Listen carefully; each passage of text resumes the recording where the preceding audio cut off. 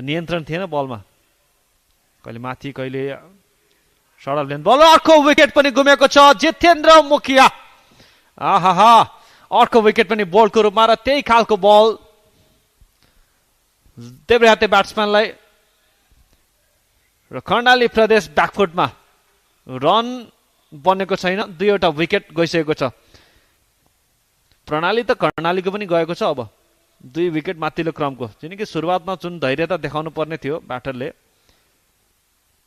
यो त पुरै नै मिस गर्न पुगे, कुनै पनि तालमेल नै थिएन। हेमन्त बल कहाँ थियो, उनको